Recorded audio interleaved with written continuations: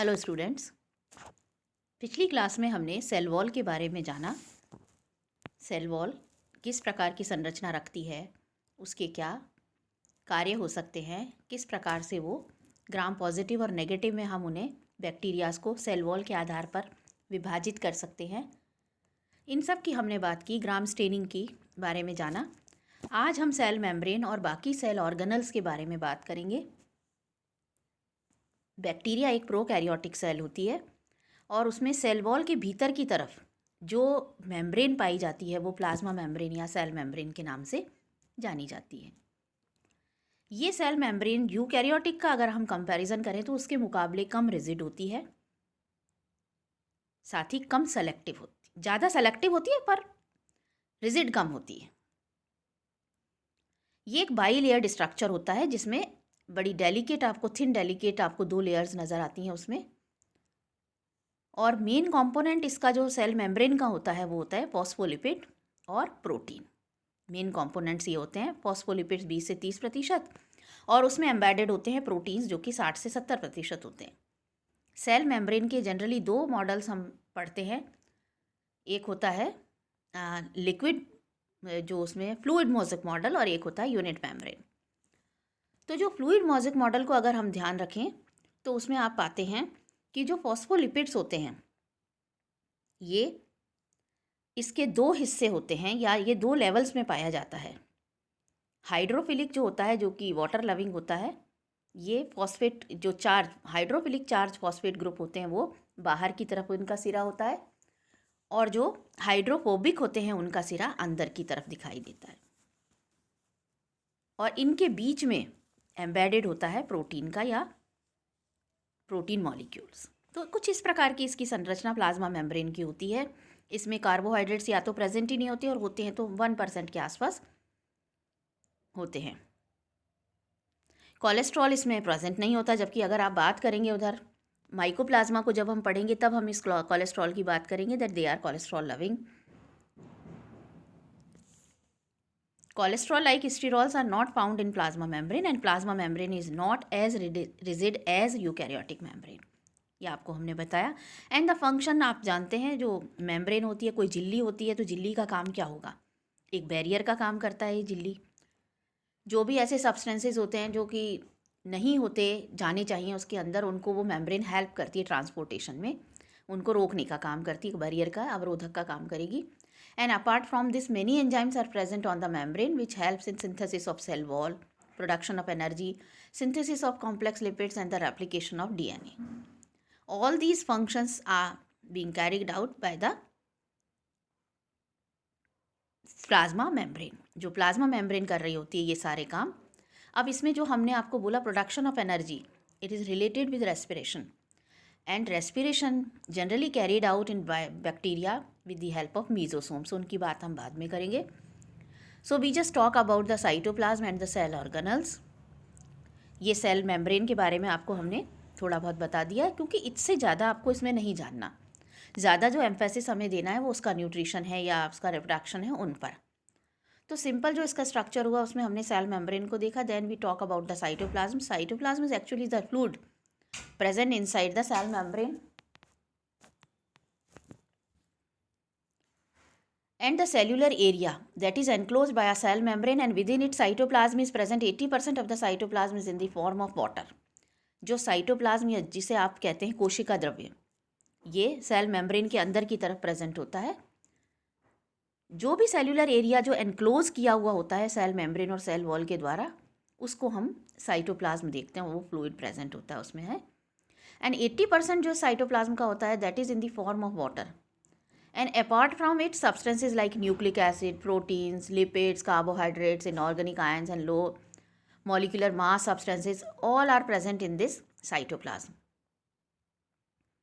Many chemical reactions takes place in this liquid cytoplasm.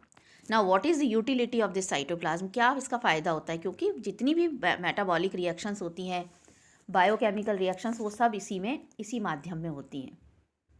जो eukaryotic cell होते हैं उनमें cytoplasmic streaming and cytoskeleton that is not present in bacterial cell, उनमें present होता है, यहाँ नहीं होता। अभी जो हमने रेस्पिरेशन की बात की थी या प्रोडक्शन ऑफ एनर्जी की, तो अगले अगर हम ऑर्गेनल की बात करें, साइटोप्लाज्म हो गया, उसके साथ में उसके अंदर क्या क्या प्रेजेंट होता है। तो उसमें जैसा आप ये इसमें देख रहे हैं, न्यूक्लियोइड प्रेजेंट है और क्रोमेटिन मटेरियल है जो उसका केंद्रक कहलाता है। एपिसोम्स होते हैं, प्लाज्मिड्स होते हैं। एपिसोम एंड प्लाज्मिड का भी आपको अभी डिफरेंस हम बताएंगे। राइबोसोम्स होते हैं, मीजोसोम्स होते हैं, लैमिली, क्रोमेटोफोर्स होते हैं, रिजर्व फूड मटेरियल उसमें वॉल्यूटिन ग्रैन्यूल्स की फॉर्म में होगा। रेस्पिरेशन जो होगा उसकी हम बाद में बात करेंगे। तो सिंपल जो अभी हम प्रोसेस की देख रहे हैं या उसके स्ट्रक्चर को देख रहे हैं, उसमें हमने कहा कि एक तो उसका केंद्रक हम सबसे पहले बात करें।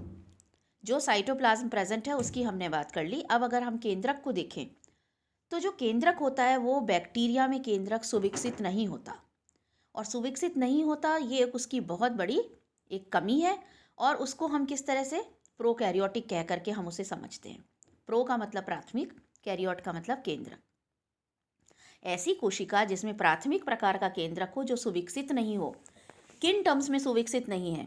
क्योंकि ये पहले भी जब आपको प्रोकैरियोटिक यूकैरियोटिक का डिफरेंस बताया था तब आपको बताया था, इसे आपको ध्यान रखना है कि केंद्रक जो बैक्टीरिया में होता है वो किस टर्म्स में सुविकसित नहीं होगा, क्योंकि इसमें क्रोमोसोम्स प्रेजेंट नहीं होते और एक वेल डिफाइंड शेप में नहीं होता। ये जब भी केंद्रक की हम बात करते हैं तो एक गोला सा हमारे या कोई भी एक शेप सामने नज़र आती है आँखों के। यहाँ पर वो शेप नहीं होती, ये it is in the form of disperse form में होता है, फैला हुआ होता है, ये विस्तृत अवस्था में होता है। तो इस विस्तृत अवस्था में पाए जाने वाले इस केंद्रक को हम बैक्टीरिया में न्यूक्लियोइड के नाम से जानते हैं, या सिंपल हम उसे बोलते हैं क्रोमेटिन मटेरियल। अगर हम यूकैरियोटिक की बात करें सेल्स की, उसमें हम उसे क्या बोलते हैं? केंद्रक, गुणसूत्र। जबकि यहाँ पर ना तो एक शेप लिए हुए केंद्रक मौजूद है, ना केंद्रिका झिल्ली है, कुछ भी नहीं है, ना केंद्रक वो पोर्स वगैरह हैं। तो इसको हम जब भी कभी आपसे पूछा जाए दैट क्या नाम है बैक्टीरियल न्यूक्लियस का, तो आप उसे न्यूक्लियोइड या जीनोफोर, एक नाम और है, आप इसे जीनोफोर के नाम से भी जानती हैं। तो बैक्टीरिया जो होता है उसमें मेम्ब्रेन न्यूक्लियस नहीं प्रेजेंट होता। एक्चुअली प्रोकैरियोट्स हैं तो इसमें कोई भी मेम्ब्रेन बाउंड ऑर्गेनल नहीं पाया जाएगा। इसका जो न्यूक्लियोइड होता है ये डबल स्ट्रैंडेड सर्क्यूलर क्रोमोसोम होता है। एक्चुअली क्रोमोसोम भी हम इसको नहीं कह सकते क्योंकि इसमें हिस्टोन प्रोटीन्स नहीं पाए जाते बैक्टीरिया में। तो जो न्यूक्लियर मटेरियल होता है या क्रोमेटिन जो मटेरियल होता है वो क्रोमोसोम की शेप नहीं ले पाता। तो जो इसका न्यूक्लियोइड होगा, क्रोमेटिन मटेरियल होगा, बहुत सिंपल सीधा सा क्रोमेटिन मटेरियल बिखरी हुई अवस्था में पाया जाएगा, जिसे कि हम कहेंगे न्यूक्लियोइड, जो कि it is found in central region of the cell and sometimes may be attach to the mesosomes. Mesosomes क्या होते हैं उनकी बात हम आगे करेंगे। मीजोसोम्स एक्चुअली जो होते हैं वो कई प्रोकैरियोटिक सेल जैसे क्लोरोप्लास्ट, माइटोकॉन्ड्रिया जो होते हैं लेयर्ड स्ट्रक्चर्स होते हैं, वो इसमें प्रेजेंट होते नहीं हैं। तो उनकी जगह पर in place of these many infoldings are formed inside the cell by the cell membrane in many gram positive bacteria. तो जो ग्राम पॉजिटिव बैक्टीरिया कुछ होते हैं उनमें जब ये हमारे पास माइटोकॉन्ड्रिया नहीं है श्वसन के लिए और क्लोरोप्लास्ट नहीं है खाने के लिए, तो उसमें जो सेल मेम्ब्रेन होती है उसमें बहुत सारी फोल्डिंग्स बन जाती हैं और इन्हीं फोल्डिंग को हम मीजोसोम्स के नाम से जानते हैं। जो फ्लिस जेन्स थे उन्होंने इसका ये नाम दिया था मीजोसोम्स। अगर ये जो ट्यूबुलर इनफोल्डिंग्स और मीजोसोम्स होते हैं ये सेल मेम्ब्रेन के पास में प्रेजेंट होते हैं तो वो कहलाते हैं peripheral mesosomes. If they are present deep in the cell they called at central mesosomes. So central mesosomes are generally found attached to the nucleoid and helps in DNA replication and cell division. अब इस काम को अगर ये central मीजोसोम्स हैं तो उनको नाम हम दे देते हैं कि ये क्या काम करेंगे, अटैच हो जाएंगे न्यूक्लियोइड के साथ में, केंद्रक के जो हैं हिस्से उनके साथ, और डीएनए रेप्लिकेशन और सेल डिवीज़न में मदद करेंगे। जो नॉर्मली मीजोसोम्स होते हैं उनमें प्लेट होती हैं, वेसिकल्स होते हैं, और ये बैसिलस बैक्टीरिया में अधिक पाए जाते हैं। Their lipid constitution is similar to plasma membrane but differ in proteins. Proteins में वो फ़र्क होते हैं, नहीं तो वो प्लाज्मा मेम्ब्रेन से काफ़ी कुछ ये जो होते हैं मीजोसोम्स की झिल्लियाँ रिजेंबल करती हैं। जो पेरिफेरल मीजोसोम्स होते हैं they are responsible for secretion of some special enzymes like secretion of penicillinase to destroy penicillin. जो पेनिसिलिन है उसको डिस्ट्रॉय करने के लिए, देखिए ये याद रखिएगा आप कि जो सिक्रीशन पेरिफेरल मीजोसोम्स होते हैं, पेनिसिलिन अगर किसी को दिया जाता है उसको ख़त्म करने के लिए और अगर वो काम नहीं कर पा रहा, तो इसका मतलब है कि उसमें पेनिसिलिन का सिक्रीशन हो रहा है। इसके अलावा जो मीजोसोम्स होते हैं ये सरफेस एरिया को बढ़ा देते हैं, जिससे जो ट्रांसपोर्टेशन होगा उसके लिए काफ़ी जगह मिल जाती है एक छोटे से बैक्टीरिया में। साइटोकाइनेसिस के लिए इम्पॉर्टेंट होते हैं ये। जब डिवीज़न होता है एक सेल का तो उसमें सेल प्लेट जो होती है, प्लेट फॉर्मेशन के टाइम पर मीजोसोम्स बड़ा रोल प्ले करते हैं। ये फोटोसिंथेसिस जो फोटोट्रॉपिक बैक्टीरिया होते हैं उनमें भी बहुत बड़ा रोल प्ले करते हैं मीजोसोम्स। तो अब आपकी समझ में आ गया होगा कि मीजोसोम्स क्या होते हैं और किस काम में आते हैं। जो एपिसोम और एक प्लाज्मिड वर्ड आ रहा है ये आपको सेकेंड ईयर तक काम में आएगा, बल्कि आगे तक आपको इसे याद रखना है। एपिसोम्स क्या होते हैं, प्लाज्मिड्स क्या होते हैं। जो बैक्टीरिया होता है उसके अंदर जो मटेरियल पड़ा हुआ है, न्यूक्लियोइड जो है क्रोमेटिन मटेरियल, वो डबल स्ट्रैंडेड सर्कुलर मटेरियल और उसे हम कहते हैं क्रोमेटिन मटेरियल या न्यूक्लियोइड या जीनोफोर। जिस बैक्टीरिया में भी एक्स्ट्रा क्रोमोसोमल डीएनए होता है और वो एक छोटी रिंग की उसमें फॉर्म में प्रेजेंट होता है, extra chromosomal, mind these words. What are episomes और plasmids? Actually, plasmids are those extracellular DNA segments or the extra chromosomal DNA rings, small rings, which are present in a bacteria independently and they replicate also replicate independently. They are not having any connection with the xenophore. Such type of independent replicating extra chromosomal DNA rings are known as plasmids. तो plasmids क्या हो गए? Extra chromosomal अतिरिक्त गुणसूत्रीय rings हो गई, जो कि अलग से पड़ी हुई होती है किसी बैक्टीरिया में क्रोमोसोम के अलावा। और इसका रेप्लिकेशन भी ऑटोनॉमसली होता है, ये इंडिपेंडेंटली रेप्लिकेट करती है ऑफ द न्यूक्लियोइड। न्यूक्लियोइड से इसका कोई लेना देना नहीं होता। तो जब ये इंडिपेंडेंटली अलग से पड़ा हुआ टुकड़ा होता है क्रोमोसोम का या उसका डीएनए का, उसको हम प्लाज्मिड कहते हैं। अगर ये प्लाज्मिड किसी तरह से क्रोमोसोम्स के साथ जुड़ जाता है, न्यूक्लियोइड के साथ जुड़ जाता है, तब हम इसको एपिसोम के नाम से जानते हैं। और अगर आप फर्टिलिटी फैक्टर एफ की बात करें तो वो एक टाइप का एपिसोम है, जो कि किससे जुड़ जाता है? पेरेंट क्रोमोसोम के साथ जुड़ जाता है। An episome has the genes inhibitory to antibiotics. जो एपिसोम्स होते हैं वो बहुत काम कर सकते हैं, क्योंकि एपिसोम की फॉर्म में आप जो बायोटेक्नोलॉजी है वो पूरी प्लाज्मिड और एपिसोम्स पर ही बेस्ड है। तो आप इतना याद रखिए कि अगर एक्स्ट्रा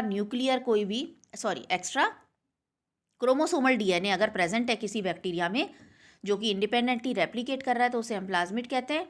जब ये प्लाज्मिड जुड़ जाता है उससे पेरेंट क्रोमोसोम के साथ में, तो एपिसोम कहलाता है। जो राइबोसोम्स होते हैं वो स्कैटर्ड फॉर्म में साइटोप्लाज्म में बैक्टीरिया में मिलते हैं। ये 2 सब यूनिट के बने हुए होते हैं, जो कि 50 और 30 होता है, और इनको दोनों को ज्वाइन करके हम कहते हैं 70S प्रकार के राइबोसोम। ये एस क्या होता है? सिडबर्ग यूनिट। ये स्वेडबर्ग यूनिट साइंटिस्ट के नाम से आई है, या सेडिमेंटेशन कोफिशिएंट होता है, अवसादन गुणांक।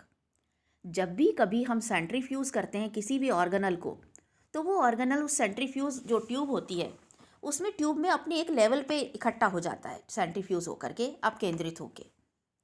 उसके आधार पर हम उसका एक गुणांक निकालते हैं, उसी को हम स्वेडबर्ग यूनिट कहते हैं। तो अगर कोई आपसे पूछता है कि what is this S in this ribosomes, तो आप कहेंगे ये एक यूनिट है इसकी, जिसे हम स्वेडबर्ग यूनिट कहते हैं, जो कि साइंटिस्ट के नाम पर है, या इसको हम सेडिमेंटेशन कोएफिशिएंट या अवसादन गुणांक के नाम से भी हम इसे जानते हैं।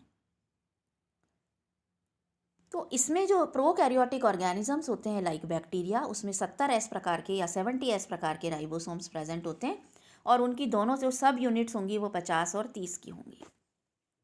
देन मीजोसोम्स जो हैं और राइबोसोम्स आप जानते हैं प्रोटीन संश्लेषण का काम करते हैं, and they are target to various antibiotics like streptomycin, tetracycline, ये जो होती हैं ये क्या करती है? प्रोटीन सिंथेसिस को रोक देती हैं। तो इसका मतलब ultimately they are targeting ribosomes. जो भी एंटीबायोटिक्स होती है वो क्या करती हैं? बैक्टीरिया में राइबोसोम पर अटैक कर देती हैं और उसको राइबोसोम को एक तरह से काम करने से रोक देती हैं।